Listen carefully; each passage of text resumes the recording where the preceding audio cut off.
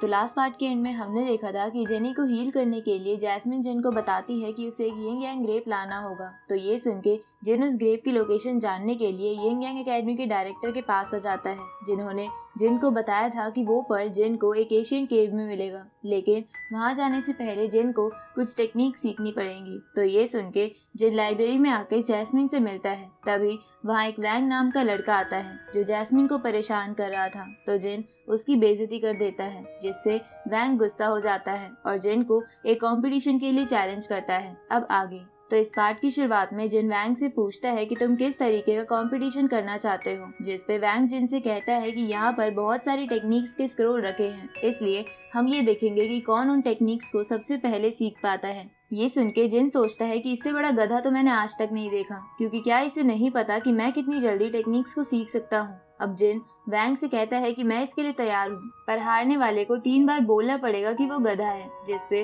वैंग मान जाता है। ये सुन के जिन तुरंत ही उन स्क्रोल्स के पास चला जाता है और एक ही साथ उन सभी स्क्रोल्स की टेक्निक को एब्जॉर्ब करने लगता है। ये देखकर वहाँ खड़ा स्टूडेंट हैरान हो जाता है। अब जिन कुछ ही मिनट्स में सभी टेक्निक सीख जाता है, जिसकी वजह से वो एशियन केव का फर्स्ट गेट भी खुल जाता है। तो ये देखकर जैस्मिन जिन को कांग्रेट्स बोलती है। इसके बाद जिन वैंग से कहता है कि मैं जीत गया, तो तुम्हें पता है ना कि तुम्हें क्या बोलना है। ये सुन के वैंग बोलता है कि ये कंपटीशन वैलिड नहीं माना जाएगा, क्योंकि सारे स्क्रोल्स तो तुम ही एब्जॉर्ब करने लग गए थे, तो मैं क्या एब्जॉर्ब करता। तो जिन वैंग से बोलता है कि ठीक है, अगर तुम अपनी हार नहीं मानना चाहते तो मत मानो। अब जिन, जैस्मिन, वैंग और लाइब्रेरी में बैठे 3 स्टूडेंट उस एशियन केव के फर्स्ट गेट में चले जाते हैं। तभी उन सब की तरफ एक पर्ल आता है, तो वो सब उन्हें ले लेते हैं और जिन बोलता है कि ये क्या है। तभी वहाँ यिंग यांग एकेडमी के एक एल्डर की सोल आ जाती है, जिनका नाम यूनाके था। तो उन्हें देखकर जैस्मिन उन्हें ग्रीट करती है, जिसके बाद वो एल्डर उन सभी से कहता है कि जो तुम सबके हाथ में है वो यिंग यांग पर्ल है,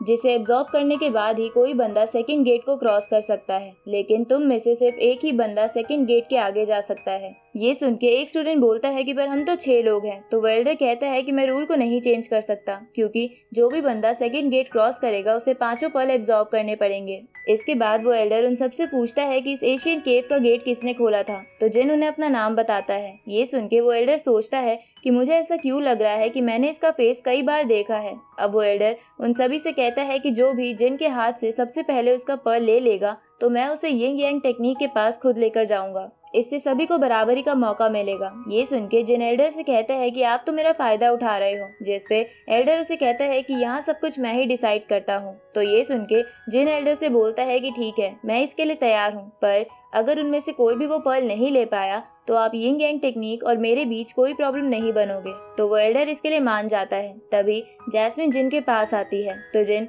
जैस्मिन से कहता है कि तुम मेरी चिंता मत करो, मैं इन्हें हरा सकता हूँ, इसलिए तुम साइड में खड़ी हो जाओ। अब लाइब्रेरी वाले स्टूडेंट जिन पर अटैक करते हैं, लेकिन जिन उन्हें बड़ी आसानी से हरा देता है। ये देखकर एल्डर उन तीनों से कहता है कि तुम तीनों तो बहुत ही यूजलेस हो और फिर भी यहाँ यिंग यांग टेक्निक लेने आए हो। इसके बाद जिन उन तीनों स्टूडेंट के पर्ल ले लेता है और वैंग से कहता है कि क्या तुम खुद हार मानोगे या मुझे कुछ करना पड़ेगा, क्योंकि अगर तुम फाइट करना चाहते हो तो तुम्हें हारने पर वो पहले वाले वर्ड्स बोलने ही पड़ेंगे। ये सुन के वैंग इसके लिए मान जाता है और जिन से कहता है कि पिछली बार तुम लकी थे, पर अब मैं तुम्हें नहीं छोड़ूंगा। अब वो दोनों स्वॉर्ड से फाइट करने लगते हैं, जहाँ जिन वैंग पर भारी पड़ रहा था। तो वैंग अपनी पूरी स्ट्रेंथ लगाने लगता है और जिन से कहता है कि आज मैं जैस्मिन को दिखा दूंगा कि हम में से कौन स्ट्रॉन्ग है। ये सुन के जिन वैंग पर अटैक करता है। तो वैंग अपनी स्वॉर्ड की शील्ड बना के उस अटैक को रोकने लगता है, लेकिन इसमें उसे बहुत तकलीफ हो रही थी। तभी जिन वैंग को पीछे फेंक देता है और बोलता है कि मुझे यकीन नहीं हो रहा कि तुम जैसा गधा यिंग यांग एकेडमी की रैंकिंग लिस्ट में नंबर 1 पर है। ये सुन के